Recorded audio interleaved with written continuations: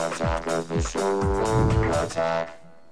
Welcome back to Attack of the Show. Today, we are live and we're itching for a fight because before the break, we asked you, do you think violent video games cause real-world violence? Well, according to our bloody and submissive vote counters, a resounding 91% of you said no, they don't. Now over to a man who wishes in-game hookups resulted in real-world dates, Mr. Kevin Elder Pereira. Oh, I wish they translated. They just don't, no matter how much you play them.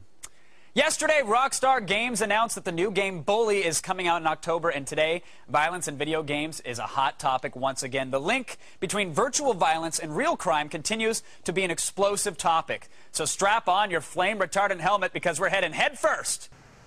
We're in a debate. We have YouTube user and casual gamer Evie Hughes versus professional douchebag Jack Thompson. Welcome to the Loop. Mr. Thompson, I'd like to start with you, sir, because you personally led protests against the game Bully, and I'm wondering, do you have something against the game in particular, or do you just not want it to be released altogether? Well, in 1999, I represented 6 parents whose 3 children were shot and killed in Paducah, Kentucky. Michael Carneal trained on the game Doomed to do it. A week before Columbine, I predicted Columbine on the Today Show, and every bullying expert who's aware of this game has predicted that this game will lead to real-world violence in schools. Mr. Thompson, how is this, like, relevant? I mean, aren't we talking about Bully? We're not talking about Doom. Not talking about your history. So why are you talking about this? I mean, this is kind of ridiculous. If we're supposed to be talking about one game, and you're talking about another. The American Psychological Association in August of 2005 issued a blockbuster report which says that there's a direct causal link between interactive gameplay of violent games and real-world increased aggression and violence in adolescents and teenagers. So, you know, your poll of your viewers, who are mostly gamers, is interesting. Of course, but now, it flies in the face of all the science and all the medicine. True. Science and medicine? What the heck? How did you form a scientific study that doing something violent in, like, a game apparently makes you want to do violent stuff in real life? I mean, that's ridiculous. It's more likely that violence in games is actually preventing real-world violence. I mean, like, you know, think of all the people who could have done another Columbine who are playing Halo instead of actually shooting people. Think about that. I mean, the world has bigger problems than video game violence.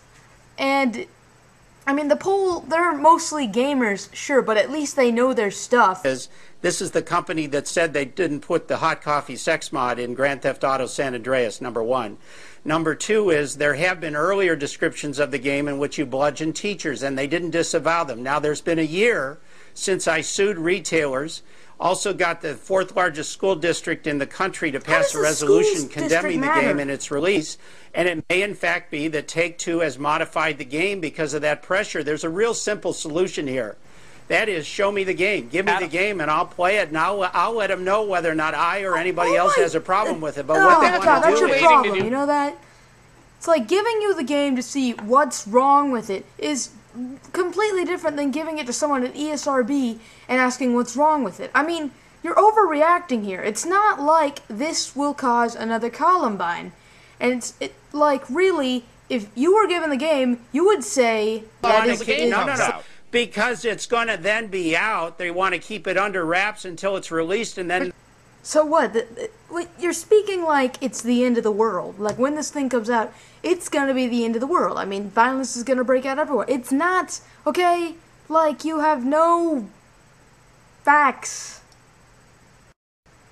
It's weird what you're trying to claim, you know? Claim what? You're claiming that this game, its release, will cause the end of the world, the apocalypse. Everything will break loose. Columbine all over again. Violence rampant everywhere. It's like everything's gonna explode or something. And Jack, have you spent any time with Bully? Have you actually seen the game being played at all? No, really nobody has, except people that Rockstar and Take-Two want to see it. But what I provided on the internet were exclusive screenshots, not the 3 that Rockstar had up for months, showing a dunking of a black student's head in a dirty toilet, body slamming, punching, the descriptions of the game itself in which you use slingshots to shoot people and bludgeon teachers and students with cricket bats, I mean, this is actually, you know what? Actually, Rockstar's actually come out and said that the hurting of teachers is not something that happens in the game, and then much of the stuff that you're describing, well, even I at one point did believe that might be the subject matter of the game, has been repeatedly denied by Rockstar. I don't understand why you can't even at least give them the benefit of the doubt until the game comes out. Well, let me tell you a couple reasons why we shouldn't give Take-Two the benefit of the doubt. One is, this is the company that said they didn't put the hot coffee sex mod in Grand Theft Auto San Andreas, number one. Number two is, there have been earlier descriptions of the game in which you bludgeon teachers, and they didn't disavow them. Now, there's been a year since I sued...